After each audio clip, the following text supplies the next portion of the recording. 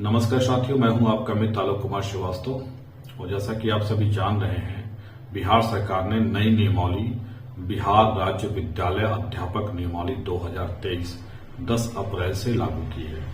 इस नियमावली में तमाम तरह की खामियां हैं, तमाम तरह की समस्याएं हैं, जिसको लेके बिहार के तमाम शिक्षक, अभ्यर्थी और शिक्षक स्वयं भी इसका विरोध कर रहे हैं।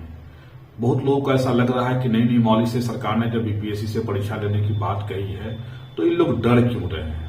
तो भाई ऐसा कोई डर नहीं है। मैं आज कुछ ऐसे महत्वपूर्ण बिंदुओं को रखने जा रहा हूं जिसको आप सुनिएगा और फिर आप खुद निर्णय लें कि अगर हम लोग इस नियमावली का विरोध कर रहे हैं तो इसमें गलत क्या है।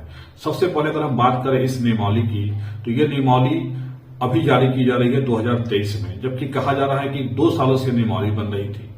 आप बताइए कि स्टेट सीटेट लोग जो कैंडिडेट हैं वो 2019 में क्वालिफाइड करके बैठे हुए हैं। एसटीटी 19 की परीक्षा खुद मेरिट वाली परीक्षा होती है, उस पर मेरिट भी बना था और हमारी मेरिट 4 साल पहले परीक्षा के द्वारा बनाई गई है और अभी तक ये इंतजार करा रहे थे कि बहाली प्रक्रिया शुरू करेंगे और अब जो है ये कह रहे हैं कि फिर से आप एक परीक्षा दीजिए। ऑलरेडी एसटीटी 19 में हम लोगों ने 4 बार परीक्षा का आयोजन किया गया और 2 बार रिजल्ट का प्रकाशन किया गया। तो अब इस सरकार से हम क्या उम्मीद करें कि अब ये फिर से हमें परीक्षा लेंगे और इस परीक्षा में कोई तरह की गड़बड़ी नहीं होगी, ऐसा उम्मीद तो हम लोग को नहीं है सरकार से। दूसरी बात, सरकार ने कहा कि नई परीक्षा जो है वो एक आयोग के द्वारा होगी। सब लोग इसका अनुमान लगा रहे हैं कि बीपीएससी के द्वारा आयोजित की जाएगी। आप बताइए ये कि बीपीएससी के द्वारा हम परीक्षा दें, ऑलरेडी हमने 2 परीक्षा ऑलरेडी पास करके बैठे हुए हैं हम लोग, और इस परीक्षा में बीपीएससी होने के बाद भी इसमें किसी भी तरह का वेतनमान का स्पष्ट व्याख्या नहीं किया गया है। जबकि आपकी जानकारी के बता दूं कि हमारे बगल के राज्य में उत्तर प्रदेश में सहायक शिक्षकों को जितना वेतन मिलता है बेसिक ग्रेड के यानी 1 to 5 के शिक्षकों को, वैसा वेतन बिहार सरकार ने प्रधानाध्यापक की भर्ती की है बीपीएससी के द्वारा। +2 के जो प्रधानाध्यापक होते हैं उनका वेतन भी उतना नहीं है जितना वहां पे बगल के राज्य उत्तर प्रदेश में वहां के बेसिक ग्रेड शिक्षकों का है। तो आप अनुमान लगा लीजिए इतनी हैवी परीक्षा हम दें और उसके बाद ये वेतनमान की कोई स्पष्ट चर्चा इसमें नहीं की गई है। तीसरी बात, आप कह रहे हैं कि परीक्षा हम दें, हम परीक्षा देने को तैयार हैं, लेकिन परीक्षा इतनी लेने के बाद भी इस नियमावली में ये प्रोविजन किया गया है कि जो भी चयनित होंगे वो 2 साल के प्रोविजन पीरियड पर रहेंगे। आप बताइए, एक तो कई एग्जाम आप ले रहे हो, उसके बाद 2 साल का प्रोविजन पीरियड दे रहे हो, और ये 2 साल का प्रोविजन पीरियड सिर्फ इसलिए नहीं कि ये प्रोविजन पीरियड है, ये इसलिए किया जा रहा है कि 2 साल के प्रोविजन पीरियड में हम वेतन भी कम करेंगे। आप बिहार सरकार की कोई भर्ती उठाकर देख लीजिए, उसमें 2 साल का प्रोविजन पीरियड रहता है और वेतन काफी कम रहता है। तो इस चीज से भी हम लोग को नुकसान है। चौथी बात अगर हम करें तो आपको स्टेट 2019 की जो परीक्षा हुई थी उसमें अधिकतम उम्र सीमा में 10 साल की छूट दी गई थी। यानी जो लोग 37 साल के थे जनरल कैटेगरी के, उनको 10 साल की छूट थी, यानी 47 साल में भी वो स्टेट 19 की परीक्षा दे सकते थे। लेकिन सरकार ने परीक्षा में तो उनको बैठने का मौका दिया, लेकिन अब जब भर्ती की बात आई है तो सरकार कह रही है कि फिर से हम 10 साल का ही छूट देंगे, यानी 47 तक जो जनरल कैटेगरी के लोग हैं वहीं आएंगे। आप बताइए, 47 की उम्र में उन्होंने 2019 में स्टेट की परीक्षा दी और अभी जो है 4 साल बीत गए, अब तो उनकी उम्र 50+ हो गई है। तो सरकार को भी उसी के अकॉर्डिंग 5 सालों का छूट देना चाहिए था भर्ती में, लेकिन सरकार ने उन 5 सालों की जगह 15 साल टोटल मिलना चाहिए था, उसकी जगह सिर्फ कह रही है कि 10 साल ही देंगे। यानी बहुत सारे ऐसे अभ्यर्थी होंगे जिनका उम्र सीमा खत्म हो जाएगा और इससे बाहर हो जाएंगे। इस कारण से भी विरोध इस नियमावली का हम लोग कर रहे हैं। इस नियमावली में प्रोविजन किया गया, 5वां बात, इस नियमावली में प्रोविजन की गई क्या कि बीपीएससी में से जो भी आयोग के द्वारा परीक्षा ली जाएगी, उस आयोग की परीक्षा में आपको 3 अटेम्प्ट परीक्षा में बैठने का मौका मिलेगा। आप बताइए, यूपीएससी की परीक्षा होती है, आईएएस बनने के लिए 5-6 अटेम्प्ट मिलते हैं, 6 अटेम्प्ट का प्रोविजन है, और आप बीपीएससी से शिक्षकों की परीक्षा ले रहे हैं, उसमें मात्र 3 अटेम्प्ट दे रहे हैं। कहां तक उचित है आप खुद तय करिए, बिहार की जनता तय करे कि अगर इस नियमावली का हम लोग विरोध कर रहे हैं तो ये नियमावली सही हमारा विरोध है कि नहीं। आप खुद तय करिए, बिहार की जनता इसको तय करे।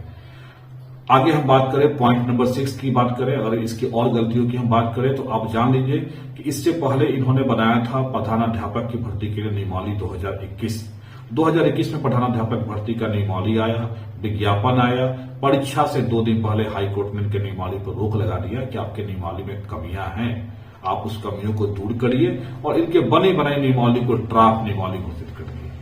अब बताइए कि जब इसके नियमावली में इतनी खामियां हैं कि हाईकोर्ट ड्राफ्ट नियमावली बना दिया और हाईकोर्ट ने इनको सजेस्ट किया कि आप कोई भी नियमावली बनाते हैं तो कम से कम पब्लिक ओपिनियन ले लीजिए, जो भी इससे जुड़े हुए लोग हैं उनका ओपिनियन लेके और तब एक फाइनलाइज नियमावली बनाइए। लेकिन सरकार ने इस चीज का भी पालन इस नियमावली को बनाने में नहीं किया है।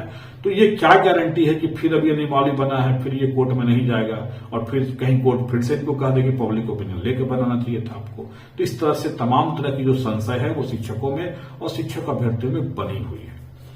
अगर हम बात करें आगे बिंदु 7 की अगर हम बात करें तो 7वीं कमी की अगर हम बात करेंगे तो इस नियमावली में पूर्व से कार्यरत जो शिक्षक है उनके शिक्षकों की सेवा का कोई वैल्यू नहीं है।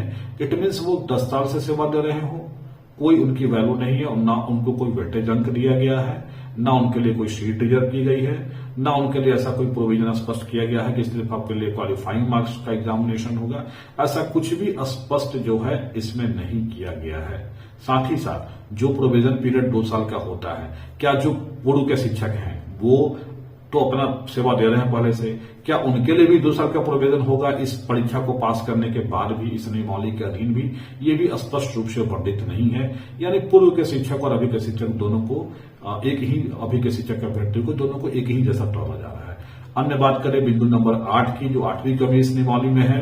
इस नियमावली में पूर्व से जो जितने भी नियोजित शिक्षक थे, चाहे वो टेट पास हो चाहे वो शिक्षा मित्र हो, यानी कि टेट तो एग्जामिनेशन दे के हुआ था, शिक्षा मित्रों की नौकरी जो है वो उनके डिग्री के आधार पर हुई थी। तो अब बताइए डिग्री दिखाओ, नौकरी पाओ सिस्टम से जो बहाल हुए थे और जो टेट सिस्टम से बहाल हुए थे, दोनों को सरकार एक तराजू में रखकर एक ही तरीके से तौल रही है, दोनों को इक्वली ट्रीटमेंट दे रही है। ये भी एक इस नियमावली की सबसे बड़ी कमी में से एक है। आगे अगर हम बात करें तो इस नियमावली में आयोग की भी कोई स्पष्ट चर्चा नहीं की गई है कि कौन सा आयोग इसकी परीक्षा लेगा। ये आयोग बीपीएससी हो सकता है, चर्चाएं बीपीएससी की हैं नो डाउट, लेकिन बीपीएससी के बहुत सारी परीक्षाएं होने वाली, उसका परीक्षा कैलेंडर निकला हुआ है, उसको भी देखकर नहीं लगता है कि बीपीएससी इस परीक्षा को, चूंकि बीपीए के कॉमन एग्जामिनेशन भी कंडक्ट करने वाली है सितंबर में, तो मान लीजिए सितंबर में कॉमन एग्जाम कंडक्ट होने वाला है, अब फिर बीपीएससी लेगा तो ऑब्वियस है कि सितंबर के बाद वो एग्जाम जाएगी। तो सवाल ये उठता है कि बीपीएससी को दिया गया है, अगर मान ली बीपीएससी हुआ तब तो कंफर्म ठीक है, थोड़ा बहुत लोगों की विश्वसनीयता रहेगी, लेकिन बीपीएससी के अलावा अगर कोई और आयोग को दे दिया जाए, बिहार तकनीकी सेवा आयोग को दिया गया या किसी अन्य आयोग को दिया गया, तो लोगों की विश्वसनीयता उस आयोग में नहीं रहेगी और फिर से वही मामला उठेगा कि परीक्षा में ये हो गया, धांधली तो उन्होंने ये कर दिया तो वो कर दिया, तमाम तरह की जो बातें हैं वो आपको इसको निकल के आएगी।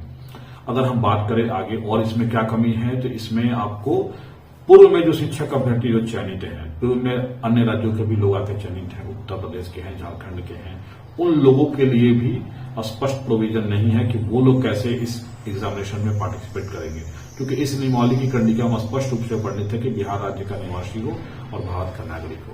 तो कैसे जो शिक्षक जो बिहार के नहीं है, वो ऑलरेडी नियोजित शिक्षक के रूप में कार्य कर रहे हैं, वो इस कैडर में आ पाएंगे कि नहीं आ पाएंगे? अगर वो इस कैडर में नहीं आ पाएंगे, वो यानी जीवन भर उनका ट्रांसफर नहीं होगा, ये एक समस्या, बहुत बड़ी समस्या इस नियमावली में दी गई है। और आगे अगर हम बात करें तो इस नियमावली में वर्णित किया गया कि राज्यकर्मी का हम दर्जा दे रहे हैं, जबकि सरकार को चाहिए था कि नियोजन पद्धति पुराने की तरह अपनाते, बाद में ये परीक्षा वाला सिस्टम लाते। और ये क्यों, इसका कारण मैं एक और सबसे बड़ा कमी बता रहा हूं, क्योंकि इस नियमावली के तहत शिक्षकों के, सरकारी शिक्षकों की भर्ती की बात कही गई, राज्यकर्मी की भर्ती की बात कही गई है। तो आप जब सरकारी शिक्षक बनाइएगा तब तो अन्य राज्यों को भी आप आमंत्रित करना चाह रहे हैं, यानी कहने का तो मतलब यही हुआ, भले ही आपने नियमावली में बना दिया है कि बिहार राज्य का निवासी हो और भारत का नागरिक हो, लेकिन जब आप राज्यकर्मी बनाइएगा, राज्य सेवा का जब परीक्षा लीजिएगा, तो अन्य राज्यों को कैसे रोक पाइएगा? उत्तर प्रदेश में हुई थी, आपको सुपर टेट हुई थी, याद करिए, खुद याद करिए, 5 साल का डोमिसाइल लगाया गया था, कोर्ट ने हटा दिया, बोला कि नहीं। आप यहां पहले क्या कर देते थे बिहार में, कि बिहार में जो भी हमारे टीचर हैं वो हमारे एम्प्लॉय नहीं है बिहार गवर्नमेंट के, वो एम्प्लॉय नगर पंचायत के हैं, वो एम्प्लॉय जो पंचायत समिति हैं उनके हैं या प्रखंड के हैं, वो हमारे एम्प्लॉय नहीं है। इस आधार पर तो आप बच जाते थे कोर्ट से। लेकिन अगर आप राज्यकर्मी के दर्जे की बहाली करना शुरू कर रहे हैं, तो अदर स्टेट वाले खुद कहेंगे कि भाई हमको भी इसमें मौका मिलना चाहिए, क्योंकि हम भी अदर स्टेट से हैं तो हमको ही मौका मिले, क्योंकि ये सरकारी सेवा है। और सरकारी सेवा में आप धर्म, जाति और स्थान के आधार पर भेदभाव नहीं कर पाइएगा फिर, यानी ओवरऑल डोमिसाइल भी आप इनडायरेक्ट वे में भले ही नियमावली में दे दिए हैं, लेकिन आप इनडायरेक्ट वे में डोमिसाइल खत्म कराने की प्रक्रिया खुद चाहते हैं करना। ये क्योंकि राज्यकर्मी का दर्जा देके आप कहिएगा दूसरे राज्य को नहीं आए, तो वो आप रोक नहीं पाइएगा, क्योंकि यूपी में हम लोग देख चुके हैं सुपर टेट की जब परीक्षा हुई थी 5 साल का डोमिसाइल लगाया गया था, कोर्ट ने इसको हटा दिया गया था। तो इससे भी सीख लेने की जरूरत है आपको। अन्य कमियों की बात करें तो इस नियमावली में किसी भी तरह का स्वास्थ्य अन्वेषक, शारीरिक शिक्षक, स्वास्थ्य अन्वेषक या पुस्तकालयाध्यक्ष या फिर लैब असिस्टेंट किसी के और किसी पोस्ट की बात नहीं की गई है कि उनका क्या होगा, क्या वो इस रेगुलर कैडर में आ पाएंगे या उनके लिए कोई रेगुलर कैडर नहीं होगा, उनको जीवन भर नियोजित ही रहना पड़ेगा। इसकी स्पष्ट व्याख्या इस नियमावली में नहीं की गई है। और आगे अगर हम बात करें तो इस नियमावली में शिक्षकों के अवकाश का क्या प्रोविजन होगा राज्य कर्मियों की तरह, वो उस बात का स्पष्ट देना चाहिए था, वो नहीं दिया गया है। और सबसे लास्ट में अगर हम बात करें तो इसमें शिक्षकों पर अनुशासनिक कार्रवाई के लिए जो बात की गई है उसमें बताया गया है कि बिहार राज्य सरकारी सेवक नियमावली 2005 उस पर लागू होगी, जबकि ये नियमावली group A, group B, group C और ग्रुप डी के कर्मचारियों पर लागू होती है। अब देखना है कि सरकार शिक्षकों के लिए कौन सा ग्रुप तय करती है, ए, बी, सी या डी। यदि वो ए में तो नहीं करेगी तो पता है, बी और सी तय करती है तो बी और सी के लिए क्या वो ग्रेड पे देती है, वेतनमान क्या देती है, ये चीजें देखने वाली बात होगी। ओवरऑल इस नियमावलियों में कमियों का एक पिटारा है जो हमें आम अभ्यर्थियों को जो कई सालों से इंतजार कर रहे हैं भर्ती का, उनको ऐसा महसूस हो रहा है कि कहीं ना कहीं ये कोर्ट के दरवाजे में फंसेगा और उसके बाद फिर हम लोग के रास्ते बंद हो जाएंगे। इसी का डर हमें सता रहा है। अदरवाइज हम किसी भी परीक्षा से नहीं डरते हैं, हम खुद एबल, कैपेबल और परीक्षा देने के लिए एलिजिबल तीनों चीजें रखते हैं। धन्यवाद।